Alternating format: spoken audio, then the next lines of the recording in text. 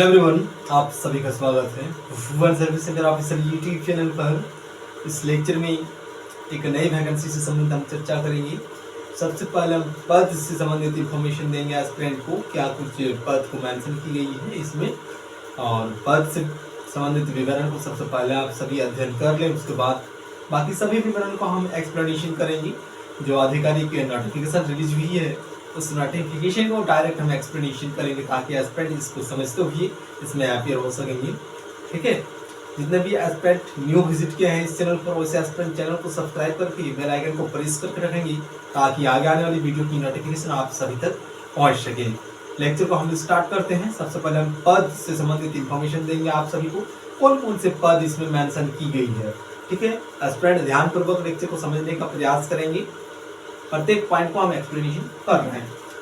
सबसे पहला पद है नंबर 1। पद का नाम है रजिस्ट्रार। ठीक है, इस पद में जाने के लिए आप सभी को इंफॉर्मेशन को प्राप्त करना अनिवार्य है। और क्या क्या पद इसमें मेंशन की गई है उन सभी पद को हम एक्सप्लेनेशन कर रहे हैं। एस्पिरेंट सभी पदों का विवरण को जान लें और इसमें अपियर होने के लिए आयोग के माध्यम से तिथि भी पब्लिश कर दी गई है। उन सभी तिथि का भी अध्ययन करना अनिवार्य है एस्पिरेंट के लिए। सभी उसको एक्सप्लेनेशन के साथ समझने का प्रयास करें इस लेक्चर के माध्यम से और अपियर हों। ठीक है, रजिस्ट्रार एक नंबर पद है। दूसरा नंबर पद क्या है, एस्पिरेंट ध्यानपूर्वक यहाँ पर देखेंगे। आप सभी के लिए सभी डेटा को यहाँ पर मेंशन कर दी गई है। बेसिक टू एडवांस डेटा, सभी डेटा को हम मेंशन कर दिए हैं। नेक्स्ट पद है असिस्टेंट आर्किटेक्ट। सभी पद को पहले हम एक्सप्लेनेशन कर रहे हैं, उसके बाद बाकी इंफॉर्मेशन पर हम जाएंगे। तीसरा नंबर पद है रीडर उप आचार्य। आचार्य से संबंधित पद होते हैं। रीडर, इस वैकेंसी में 2 प्रकार के रीडर का पद को मेंशन की गई है। ठीक है, तो एस्पिरेंट पहले समझे नोटिफिकेशन को और एक बार उसको रीड आउट भी करें। सबसे पहले हमारे माध्यम से जो इंफॉर्मेशन प्रोवाइड किया जा रहा है, इन सभी इंफॉर्मेशन को प्राप्त करते हुए समझें और उसके बाद एक बार एस्पिरेंट नोटिफिकेशन को रीड आउट कर लें। 100% सभी पॉइंट को आप सभी समझ पाएंगे और अपियर हो पाएंगे। ठीक है, तो रीडर उप आचार्य का एक पद है। इसमें पदों की संख्या आयोग के माध्यम से पब्लिश की गई है। जो आयोग द्वारा पद मेंशन की जाएगी उतने ही पद पर वैकेंसी को रिलीज की जाएगी। ठीक है, तो रीडर का एक पद है, तीसरा नंबर के रूप में यहाँ पर हम मेंशन किए हैं। नेक्स्ट पद है, आप सभी ध्यान देंगे, प्रोफेसर। जो प्राध्यापक होते हैं, आचार्य यहाँ पर मेंशन की गई है। प्रोफेसर आचार्य के लिए एक पद को मेंशन की गई है। ठीक है, वैकेंसीज की विवरण को हम एक्सप्लेनेशन नहीं कर रहे हैं, एस्पिरेंट डायरेक्ट उसकी विवरण को देख लेंगे। टोटल पदों की संख्या आप सभी को हम बता देंगे इसी लेक्चर में। तो चौथा नंबर पद प्रोफेसर आचार्य का पद को मेंशन की गई है इस वैकेंसी के तहत। नेक्स्ट कौन सा पद को मेंशन की गई है, आप सभी ध्यानपूर्वक समझने का प्रयास करेंगे। प्रोफेसर संस्कृत विषय के लिए प्रोफेसर की रिक्वायरमेंट आई है और इस वैकेंसीज में किस प्रकार से एस्पिरेंट अपियर हो पाएंगे उन सभी की विवरणात्मक रूप से आप सभी को सजेशन प्रोवाइड कर रहे हैं हम, ताकि एस्पिरेंट उसको समझे और अपियर हो। ठीक है, चौथा नंबर प्रोफेसर आचार्य। पांचवा नंबर पद है प्रोफेसर संस्कृत विषय में प्रोफेसर बनने का एक सुनहरा अवसर आ गया है आप सभी के लिए। इसमें अपियर होने की आवश्यकता है, आप सभी निश्चित रूप से प्रोफेसर बन पाएंगे। नेक्स्ट पद क्या मेंशन की गई है उसको समझने का प्रयास करें। सबसे पहले हम पद को ही एक्सप्लेनेशन कर रहे हैं। जो पोस्ट आपको प्राप्त होगी उस पोस्ट की विवरण जानना आवश्यक है, उसके बाद बाकी सभी डेटा को हम एक्सप्लेनेशन कर रहे हैं।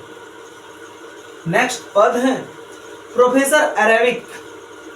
ठीक है, एक अरबी भाषा होती है उस भाषा से संबंधित प्रोफेसर की नियुक्ति की जाएगी। अरेबिक लैंग्वेज से संबंधित रिक्वायरमेंट निकली है। उस पद में अपियर होने के लिए एस्पिरेंट को सभी इंफॉर्मेशन जानना आवश्यक है। जितने भी अभी तक आप सभी को पोस्ट बताई गई, यहाँ पर टोटल हम 6 प्रकार के पद को मेंशन किए हैं और 2 प्रकार का पद नोटिफिकेशन में मेंशन है। तो यहाँ पर जो चीजें मेंशन की गई है इससे मिलता जुलता ही पद है। जिस प्रकार से यहाँ पर रीडर की पद को मेंशन की गई है, उसी प्रकार से रीडर का और एक पद मेंशन की गई है नोटिफिकेशन में। तो आप सभी एक बार नोटिफिकेशन को भी रीड आउट करेंगे। उसको प्राप्त करने के लिए क्या करना है वो भी रास्ता हम बता रहे हैं। थोड़ा सा धैर्यपूर्वक एस्पिरेंट बने रहेंगे, ठीक है। तो अरेबिक भाषा से संबंधित रिक्वायरमेंट आ गई है। टोटल 6 प्रकार के पद को हम एक्सप्लेनेशन किए। नोटिफिकेशन में टोटल 8 प्रकार के पद को मेंशन की गई है। इसी 6 कैटेगरी का जो पद है, इन्हीं से संबंधित पद वो भी है जो 2 बाकी रह गए, क्योंकि एक रीडर का ही पद है और एक अन्य पद है। तो आप सभी एक बार उसको भी देख लीजिएगा, पहले समझ ले लेक्चर को, ठीक है। इन सभी पोस्ट को प्राप्त करने के लिए एस्पिरेंट को क्या करना पड़ेगा, उस रास्ता पर अब आते हैं हम। ये तो पद का विवरण रहा आप सभी के लिए। और एक पद यहाँ पर हम मेंशन किए हैं, ये पद आप सभी को नोटिफिकेशन में भी देखने को मिल जाएगी। नोटिफिकेशन के बेसिस पर ही आप सभी को एक्सप्लेनेशन कर रहे हैं। हमारे माध्यम से जो एक्सप्लेनेशन का लेक्चर प्रोवाइड किया जाता है, इस लेक्चर का बेसिक थिंग्स क्या है, नोटिफिकेशन। विदाउट नोटिफिकेशन का कोई भी लेक्चर क्रिएट नहीं हो सकती। इसलिए नोटिफिकेशन के बेसिस पर ही आप सभी को लेक्चर प्रोवाइड कर रहे हैं, ताकि 100% जेन्युइन कंटेंट प्रोवाइड हो और सही सही इंफॉर्मेशन अभ्यर्थी को प्राप्त हो सके, ठीक है। और एक पद हमारे माध्यम से मेंशन की गई है इसी में, इंस्पेक्टर गवर्नमेंट ऑफिस। इन सभी पद को प्राप्त करने के लिए एक ही वैकेंसीज में अपियर होने की आवश्यकता है। उसी वैकेंसीज के माध्यम से इन सभी पदों में आप सभी अपनी सेवा दे सकते हैं। इसके लिए एक क्वालिफिकेशन की आवश्यकता होगी। क्वालिफिकेशन के अनुरूप आप सभी अपनी सेवाएं प्रदान कर पाएंगे। एस्पिरेंट के पास जिस पोस्ट में जाएंगे उसके अनुरूप आपका क्वालिफिकेशन होना अनिवार्य होगा, ठीक है। अब आते हैं हम नेक्स्ट पॉइंट पर। ये अभी तक जो एक्सप्लेनेशन की गई सभी पद से संबंधित है। जो आपको पद प्राप्त होगी, जो पोस्ट को आप प्रेफरेंस देना चाहेंगे, जिस पद को प्राप्त करना चाहते हैं, जिस पोस्ट को प्राप्त करना चाहते हैं, उससे संबंधित ये विवरण रहा। नेक्स्ट पॉइंट है अप्लाई प्रोसेस। आवेदन प्रक्रिया कब से शुरू होगी। तो इन सभी पद को प्राप्त करने के लिए जितने भी एस्पिरेंट इसमें अपियर होंगे, उन सभी के लिए 17 अक्टूबर 2024 से आवेदन प्रक्रिया स्टार्ट हो गई है। तो एस्पिरेंट जो एलिजिबल हैं 100% निश्चित रूप से इसमें आवेदन करेंगे और जो पद हैं उनके अनुरूप आपके पास डिग्री होना आवश्यक है। 17 अक्टूबर 2024 से इसकी आवेदन प्रक्रियाएं स्टार्ट हो गई है। इसकी अंतिम तिथि क्या रहने वाली है वो भी यहाँ पर हम मेंशन किए हैं। 18 नवंबर 2024 इसकी अंतिम तिथि रहने वाली है, जो आयोग के माध्यम से एक नोटिस के माध्यम से इन्फॉर्म की गई है सभी उम्मीदवार के लिए, ताकि उम्मीदवार जान सके। और नोटिफिकेशन को रीड आउट करने पर ये सभी डेटा आप सभी को पता चल जाएगी। 18 नवंबर 2024 इसकी अंतिम तिथि है। उससे पहले आप सभी को इसमें वैकेंसी को सबमिट करने की आवश्यकता होगी। 17 अक्टूबर 2024 से आवेदन प्रक्रिया स्टार्ट हो गई है, ठीक है। आवेदन से संबंधित इतना ही डेटा आप सभी के लिए बताई गई आयोग के माध्यम से, और इसी डेटा के बेसिस पर आप सभी एक पोस्ट को हासिल कर सकते हैं। नेक्स्ट पॉइंट है एज लिमिट। एज क्या होना चाहिए एस्पिरेंट के पास। जितने भी पद इस लेक्चर के माध्यम से मेंशन की गई है और जो विवरण दी जा रही है आप सभी के लिए, इन सभी पद को प्राप्त करने के लिए एस्पिरेंट को उम्र सीमा के आधार पर अपनी ख्याल रखना होगा कि आपका उम्र सीमा क्या होना चाहिए। आयोग के माध्यम से नोटिफिकेशन रिलीज हुई है, उसी के बेसिस पर आप सभी को अपनी उम्र सीमा देखना है। तो कम से कम 21 साल होना चाहिए और अधिकतम उम्र सीमा 50 वर्ष रखी गई है इस जॉब के लिए, ठीक है। और इसकी कट ऑफ डेट क्या होगी, एज की जो गणना होगी, आपकी उम्र किस तिथि को कट ऑफ डेट माना गया है वो भी यहाँ पर हम मेंशन किए, ताकि एस्पिरेंट उस डेट को भी जान ले कि किस तिथि को आयोग के माध्यम से कट ऑफ डेट मेंशन की गई है, ठीक है। यहाँ पर जो 21 से लेकर 50 वर्ष मेंशन की गई है, पोस्ट वाइज इस डेट को मेंशन की गई है, ठीक है। 50 इयर्स होंगे तो किन पोस्ट के लिए होंगे उसका भी विवरण आप सभी को नोटिफिकेशन में मिल जाएगी। इसीलिए लेक्चर को एक बार समझ लें और नोटिफिकेशन को अगर रीड आउट कर लेंगे एक बार, 100% सभी डाउट आप सभी का क्लियर हो जाएंगे। अगर सभी डाउट क्लियर नहीं होती है तो एस्पिरेंट लेक्चर के कमेंट बॉक्स में अपना डाउट्स को कमेंट करेंगे, आप सभी को सोल्यूशन प्रोवाइड किया जाएगा। तो पोस्ट वाइज आप सभी के लिए उम्र सीमा को मेंशन की गई है, कम से कम 21 वर्ष, अधिकतम उम्र सीमा 50 वर्ष। एज का कट ऑफ डेट क्या रहने वाली है, यहाँ पर ध्यान देंगे 1/7/2024। इस वैकेंसीज में जितने भी एस्पिरेंट अपीयर होंगे उन सभी के लिए कट ऑफ डेट 1/7/2024 रहेगी। इसी डेट के बेसिस पर आप सभी अधिकतम उम्र सीमा का गणना करेंगे और न्यूनतम उम्र सीमा का गणना करेंगे। न्यूनतम उम्र सीमा 21 वर्ष होना चाहिए, अधिकतम उम्र सीमा पोस्ट वाइज 50 वर्ष होना आवश्यक होगा। अब आते हैं हमारे नेक्स्ट पॉइंट पर, फी कितना लिया जाएगा। किसी भी वैकेंसीज पर अपीयर होते हैं गवर्नमेंट ऑफ इंडिया अथवा स्टेट गवर्नमेंट में, सभी वैकेंसीज पर आप सभी को अपीयर होने से पहले उसमें आवेदन देना होता है। आवेदन टाइम ड्यूरेशन पर आप सभी को फी पेमेंट करना होता है। गवर्नमेंट ऑफ इंडिया में कई ऐसे पद हैं जहां पर आप सभी को फीस 0 रुपया पेमेंट करने की आवश्यकता होती है, यानी 1 भी रुपया पेमेंट करने की आवश्यकता नहीं होती है, ठीक है। लेकिन इस वैकेंसीज में आप सभी को अपीयर होने के लिए फीस पेमेंट करना आवश्यक है। ओबीसी, ईडब्ल्यूएस और जनरल कैटेगरी के लिए फीस कितना मेंशन की गई है आप सब यहाँ पर ध्यानपूर्वक देख लेंगे। जनरल, ओबीसी, ईडब्ल्यूएस इन सभी कैटेगरी के लिए 125 रुपया फीस स्ट्रक्चर मेंशन की गई है आयोग के माध्यम से। एससी कैंडिडेट्स और एसटी कैंडिडेट्स के लिए यहाँ पर ध्यान देंगे सभी एस्पिरेंट 65 रुपया मेंशन की गई है। और जो पीएच फिजिकली जो शारीरिक रूप से अपंग है उन सभी एस्पिरेंट के लिए, ठीक है, वैसे कैंडिडेट्स पीएच कैंडिडेट माने जाते हैं, उन सभी के लिए 25 रुपया फीस स्ट्रक्चर मेंशन की गई आयोग के माध्यम से। आप सभी को सिर्फ 25 रुपया पेमेंट करने की आवश्यकता होगी।